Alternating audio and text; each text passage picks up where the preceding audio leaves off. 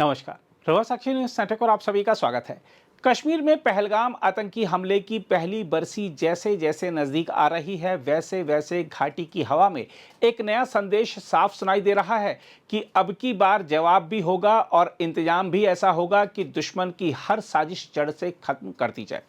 हम आपको बता दें कि कश्मीर घाटी में सुरक्षा एजेंसियां पूरी तरह अलर्ट मोड में हैं और जमीन से लेकर आसमान तक चौकसी का जाल इस तरह बिछाया गया है कि आतंकी संगठन अब कदम रखने से पहले 100 बार सोचें।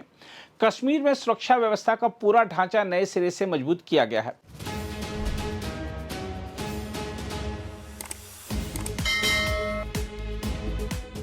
प्रमुख रक्षा अध्यक्ष यानी सीडीएस जनरल अनिल चौहान का कश्मीर दौरा भी इसी बड़े संदेश का हिस्सा है। हम आपको बता दें कि उन्होंने उत्तरी कश्मीर में नियंत्रण रेखा पर सुरक्षा परिदृश्य का गहराई से जायजा लिया और चिनार कोर की तैयारियों को बेहद उच्च स्तर का बताया। सीडीएस का यह दौरा एक स्पष्ट चेतावनी थी कि अब सेना केवल जवाब देने के लिए नहीं बल्कि पहले से तैयार रहकर दुश्मन की हर चाल को नाकाम करने के लिए तैयार है। जनरल चौहान ने इस बात पर जोर दिया कि अब अलग अलग मोर्चों पर काम करने का दौर खत्म हो चुका है। सेना, वायुसेना, नौसेना और अन्य सुरक्षा एजेंसियां एकीकृत ढांचे में काम करेंगी। यह समन्वय ही वह ताकत बनेगा जो आतंक के हर नेटवर्क को तोड़ देगा। उन्होंने साफ शब्दों में कहा कि आने वाले खतरों से निपटने के लिए तकनीक, मानसिक मजबूती और सामूहिक तैयारी अनिवार्य है। रक्षा प्रवक्ता ने बताया है कि सीडीएस ने शनिवार को उत्तरी कश्मीर में नियंत्रण रेखा यानी एलओसी पर सुरक्षा और संचालनात्मक तैयारियों का विस्तृत जायजा लिया। रक्षा प्रवक्ता ने बताया कि जनरल चौहान ने सेना की चिनार कोर इकाई के अंतर्गत आने वाले रणनीतिक रूप से महत्वपूर्ण क्षेत्रों का दौरा किया।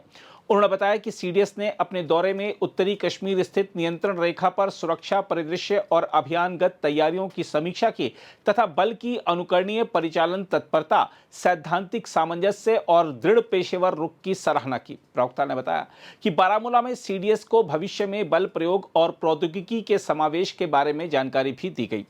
जनरल चौहान ने चिनार कोर के अधिकारियों को संबोधित करते हुए इस बात पर प्रकाश डाला कि युद्ध के तरीके बदल रहे हैं, जिसके लिए एक केंद्रित दृष्टिकोण से हटकर एक मजबूत और एकीकृत व्यवस्था पर आधारित बहुविषयक ऑपरेशंस यानी एमडीओ की ओर बदलाव की आवश्यकता है।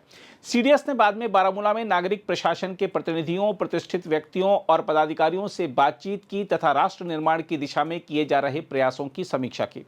हम आपको बता दें कि भारतीय सेना ने साफ कर दिया है कि आने वाला समय बहुआयामी संचालन का है, जिसमें जमीन, हवा, समुद्र, साइबर, अंतरिक्ष और मानसिक स्तर तक एक साथ जवाब दिया जाएगा। इसी के साथ जमीन पर भी कार्रवाई तेज कर दी गई है। जम्मू कश्मीर के सांबा जिले में संदिग्ध गतिविधियों के बाद शुरू हुआ तलाशी अभियान इस बात का प्रमाण है कि हर सूचना को गंभीरता से लिया जा रहा है। एक स्थानीय निवासी की सूचना के आधार पर 3 संदिग्धों की तलाश में सेना, पुलिस और अर्धसैनिक बलों ने संयुक्त अभियान चलाया। भले ही अभी तक आमना सामना नहीं हुआ हो, लेकिन यह स्पष्ट है कि सुरक्षा बल किसी भी जोखिम को नजरअंदाज करने के मूड में नहीं है।